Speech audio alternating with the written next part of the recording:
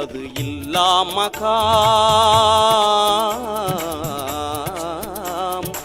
இல்லை என்பது இல்லாமகாம், ஏகமாயெல்லாம் உள்ள மகாம், கண்சூல் மஹ்ஃபியா என்ற மகாம், ஹக்கே அன்றி பிரிதில்லா மகாம், கண்சூல் மஹ்ஃபியா என்ற மகாம், ஹக்கே அன்றி பிரிதில்லா மகாம்.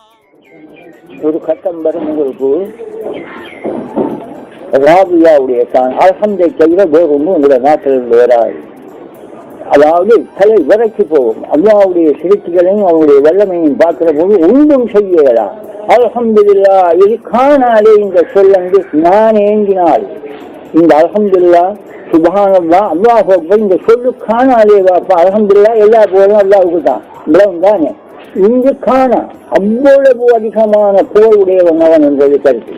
அது அந்த ஒவ்வொரு மர்தபாவுக்கு ஒவ்வொரு குணங்கள் வழியாக மனுஷனுடைய அறிவே கிணறும். அவனுடைய அல்லாவுடைய தத்துவங்கள் உங்களுக்கு வெளியாகும் போது இந்த சொல்லெல்லாம் காண அப்படியே அழிஞ்சிருவோமா அல்லாவில என்ற அளவுக்கு அந்த கல்வி மாற்றம் வருது. அல்லாவுடைய சக்தி அவன் உங்களுக்கு செய்திருக்கிறான். அருக்குறையுடைய பெருப்பத்துக்கு இந்த சொல்லு காணான்னு மாற்றது. சுபஹானல்லாஹ் தூயவன் தூயவன் என்று சொல்றாங்க. என்ன கல்வி உங்களுடைய புத்தி கேட்டாதவன் அவ்வளவு தூய்மையானவன். கல்வி துறைக்க தூய்மை என்று கொள்ளப்படா. புத்தியில் வச்சாலும் அவ்வளவு பிரமாண்டமான ஆற்றல் உடைய தான். அக்குபெருங்கள் மையான் கபீரண்டா பெரியவன்டா என்ன காட்டி பெரியவன் என்ற கருத்து அவனுடைய ஒப்புதலுக்கு வேறு ஒன்றில்லாத பெரியவன். அவன் படைக்கப்படாதவன், அவன் சிறப்படாதவன். நீங்க சிறப்பட்ட இந்த மட்டில் ஒரு ஆள் அவனுக்கு எழுச்சியை தெரியா. இப்பேற்பட்டவனை எப்படி வர்ணிக்கிறது? அந்த பாருங்கள் இவ்வளவு பெரும் பெரியவன் ஒரு ஒரு நோக்கத்தில் நான் நான் நான் என்ற இந்த சின்ன ஒரு உணர்வன் இருக்கு. அதுக்கு ஒரு ஆயுதான் இவ்வளவு பெரியவன் இந்த சின்ன ஒரு நுட்பத்துக்குள்ளே இருக்கிறான். அந்த நுட்பத்தை நீங்க உறுதி கொண்டு பாருங்க. அதுக்கப்புறம் தான் உதவியாகவும் தெரியும்.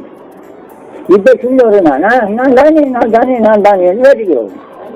இந்த நானுடைய பெருப்பம் தெரிகிறது. இந்த நானுடைய பெருப்பம் தெரிகிறதா தௌஹீத் தெரிகிறது. என்னை தவிர புரிவொன்றும் இல்லை என்ற உணர்வு உங்களை ஆட்கொள்ளது. அப்படி ஆட்கொண்டால் அப்போது அந்த கடல்ல குளிக்கிட்டு மறுபடியும் அழிகிறதும் அழியாது கடலை பார்த்துட்டு வருது. அவ்விடம் சேர நல்லமல் வேணும் அதுவே திக்கிர் அறிந்து கொள்ளு. இதற்காக திக்கிரை இறைவன் தந்தான் என்றால் அதனை எடுத்துக்கொள்ளு. என்றால் அதனை எடுத்துக்கொள்ளு. திக்ர் என்பது எதற்காக? மறதியை நீக்கி தெளிவை தேக்கி உரிய இடத்தில் உன்னை